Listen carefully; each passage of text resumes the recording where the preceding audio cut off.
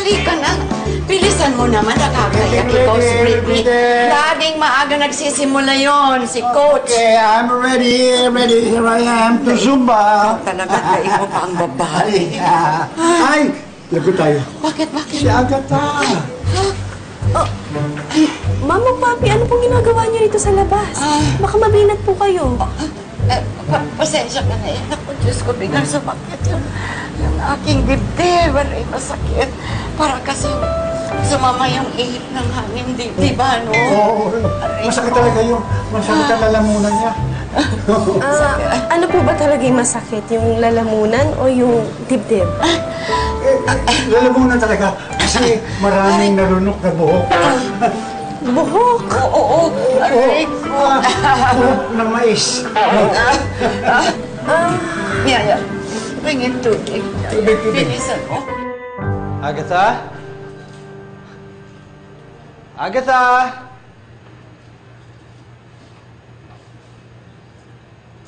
Agatha!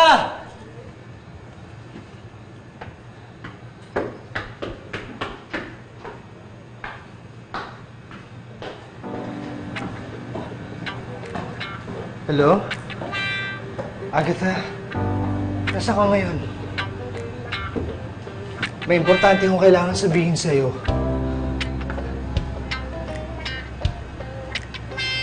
Ha? Sandali. Nandiyan ka kina Mamo ngayon?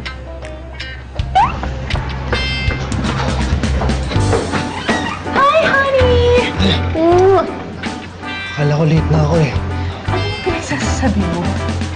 Agatha, kailangan natin mag-usap. May importante kang kailangan malaman. Alam mo, mamaya na yan. Hinihintay na ako ni Mamo. Halika na. Mamaya na yan.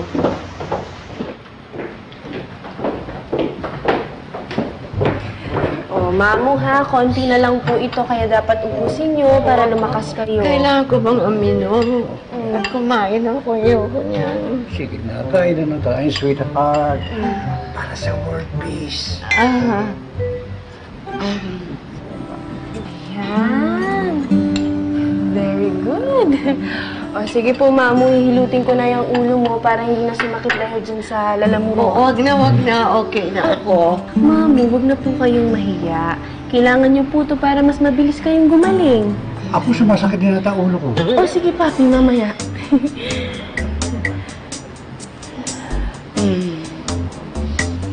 Ano nga ulit yung sasabihin mo sa akin, Ma? Ang hirap naman ng sitwasyon ni Juan. Paano pa niya ipagtatapat kay Agatha ang totoo? Makakaya ba niyang sakta ng babaeng labis ang malasakit sa lola niya? O, ba't parang natigilan ka? Juan, pinapakaba mo naman ako eh. May nangyari ba? Tungkol ba sa car shop? Wala naman talagang problema eh. Ang totoo niyan, gusto ko lang magpasalamat sa'yo for taking care of Mamo. Akala ko naman kung ano na. Honey, hindi mo na kailangang mag-thank you.